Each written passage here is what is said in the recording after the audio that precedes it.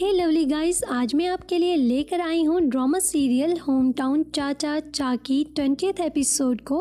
तो एपिसोड की शुरुआत में हम देखते हैं कि डूसिक जब अपने दादा की बरसी के लिए तैयारी कर रहा होता है और सारे खाने टेबल पर सजा रहा होता है, तो यून के लाए गए खाने को भी खुद प्लेट में रखकर प्रेजेंट करता है कि ये इसके दादा का फेवरेट खाना था। यून इसके खाने को रखते देखकर खुश हो जाती है। जब सब तैयारी मुकम्मल हो जाती है तो वो डूसिक से जाने का बोलती है, मगर डूसिक इसे कहता है कि अगर वो रुकना चाहती है तो रुक जाए, उसे यहाँ पर देखकर खुशी होगी। और फिर डूसिक अपने सभी फ्राइज पूरे करने के बाद यून के साथ डिनर करता है। यून जब डूसिक के लिए क्रैब तोड़कर इसकी प्लेट में डाल रही होती है तो डूसिक इसे कहता है कि ये काम पहले बचपन में इसके दादा इसके लिए करते थे और आज तुम कर रही हो। यून के मुंह से स्लिप हो जाता है कि ये काम वही करता है जिसे दूसरे से शदीद मोहब्बत हो। और डूसिक को अपनी तरफ देखकर वो बात बनाने की कोशिश करती है कि मेरा मतलब है तुम्हारा बाजू मेरी वजह से इंजर्ड हुआ, तो मैं इसलिए तुम्हारे लिए तोड़ रही हूँ कि कहीं तुम्हें मुश्किल न हो। और फिर फौरन ही खाना खत्म करते ही वो बाहर निकल आती है, क्योंकि इसकी हीट से इसका मुंह रेड हो जाता है कि उसकी टंग से ये क्या स्लिप हो गया, यानी कि उसने इनडायरेक्टली डूसिक से अपनी मोहब्बत का इजहार किया है। डूसिक इसे घर छोड़ने जाना चाहता है, मगर यून इससे इनकार करके इसे पीछे छुड़ाकर वहाँ से भाग जाती है और रास्ते पर खुद को इससे मोहब्बत का कहने पर डांटती है।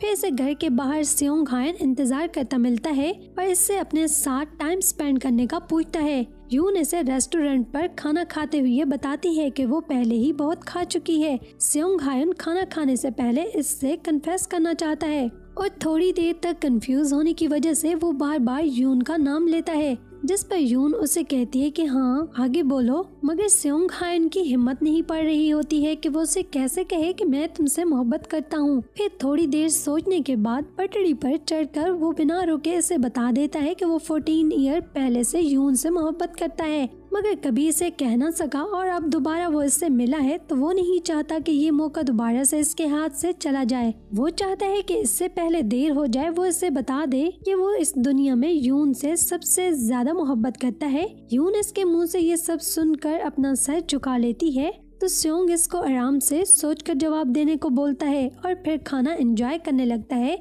कि अब वो रिलैक्स हो गया है, उसने अपना दिल हल्का कर लिया है, जो कुछ उसके अंदर था आखिरकार उसने यून तक ट्रांसफर कर ही दिया है। अब अगला काम यून का है कि आखिर वो कौन सा फैसला सुनाती है, और वो जो भी फैसला सुनाएगी सियोंग हायन को मंजूर होगा। फिर हम देखते हैं कि डूसिक घर पर यून के चले जाने के बाद इसको बहुत ज्यादा मिस कर रहा होता है और इसके बारे में अपने दादा से वर्चुअल में बातें करने लगता है। उसकी तारीफ करता है कि वो बहुत ही अच्छी है, थोड़ी सी स्टूपिड है और जल्दी में रहती है, मगर उसके साथ रहते हुए डूसिक को अपने दादा के बाद बिल्कुल भी अकेलापन महसूस नहीं होता है। काफी देर तक वो डॉक्टर यून हायजिन की बातें अपने दादा के साथ करता रहता है। यून के घर पर वापस आने पर मीसुन इससे देर से आने की वजह पूछती है, तो यून इसको सियोंग के इजहार मोहब्बत का बताती है, जिसे सुनकर मीसुन खुश होती है और इसे बोलती है कि वो तो तुम्हारे ख्वाबों का शहजादा है, अच्छी फैमिली से बिलोंग करता है, एजुकेटेड है, ग्रेट पर्सनैलिटी है, खूबसूरत भी है और जॉब भी बहुत अच्छी है, तो फिर देर किस बात की और तुम्हें कौन सी बात परेशान कर रही है।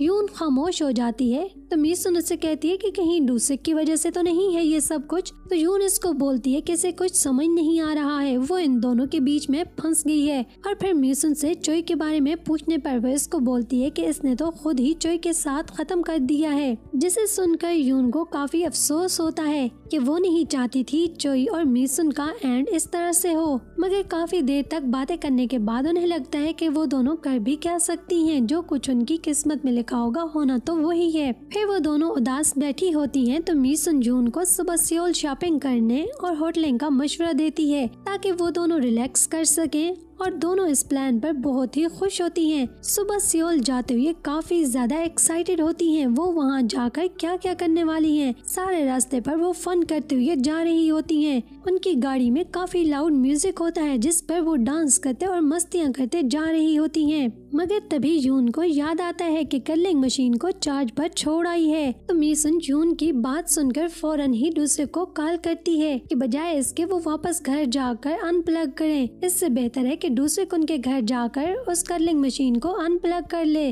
जब वो डूसिक को कॉल करती है, जिस पर डूसिक मीसन को डांटते हुए कहता है कि क्या वो यही काम करने के लिए रह गया है, तुम खुद जाकर दूसरे रूम में उस मशीन को अनप्लग कर दो। मगर मीसन उसे बताती है कि वो तो सियोल जा रही हैं और कल वापस आने वाली हैं। वो नहीं चाहती हैं कि इलेक्ट्रिसिटी के ओवरचार्ज से उनका घर फट जाए और मोहल्ले वालों को नुकसान बर्दाश्त करना पड़े। जिस पर डूसिक उनकी बात सुनकर वहां जाने के लिए राजी हो जाता है। मगर यून ऐसा नहीं चाहती है क्योंकि उसे याद आता है कि उसका पूरा रूम बिखरा हुआ था। मगर मीसन तब तक डूसिक को सारी बात बता चुकी होती है और फिर वो दोनों दोबारा से चिल करते हुए सियोल की तरफ जाने लगती हैं। डूसिक यून के घर जाता है और इसके बिखरे रूम को देखकर सरप्राइज होता है, मगर फिर खुद से कहता है कि उससे इसकी थोड़ी सी उम्मीद तो थी, मगर इतना बिखरा हुआ होगा उसने ये नहीं सोचा था। जब वो यून के बिखरे हुए कपड़ों से बचता बचाता स्विच को देखता है तो वो अनप्लग इन होता है और डूसिक खुद से कहता है कि इन्होंने अच्छा मजाक किया है मेरा टाइम जाया करके।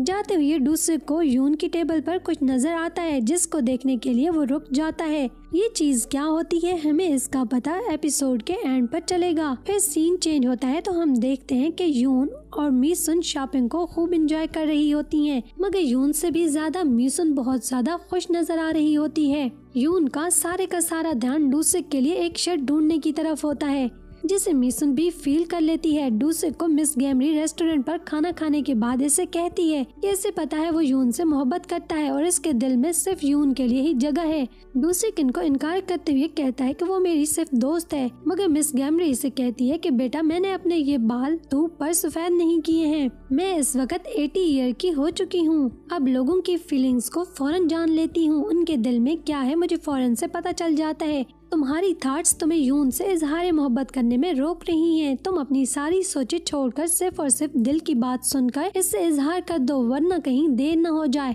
और डूसिक खामोशी से खड़ा इनकी बातें सुन रहा होता है। फिर हम देखते हैं कि मिस जो हुई को अपने रेस्टोरेंट के बाहर से गुजरते देखकर मिस हुआ जोंग इसको अंदर आने का बोलती है और इसके लिए खुद खाना कुक करके लाती है। और फिर काफी देर तक मिस जो हुई से इसकी मोम और भाई की बातें करने के बाद इसे पता चलता है कि वो अब अकेली रह गई है, जिसकी वजह से वो दोबारा गोंगजिन वापस आ गई है। और दोनों के बात करते हुए मिस्टर चैंग आइजिन को छोड़ने के लिए आते हैं। मिस हुआ जोंग इसे खाने का पूछती है, मगर वो इनकार करके चले जाते हैं और जाते हुए बेख्याली में डोर से सर मारकर हट हो जाते हैं। तभी मिस जो हुई और मिस हुआ जोंग ये सब देखकर हंसने लगती हैं।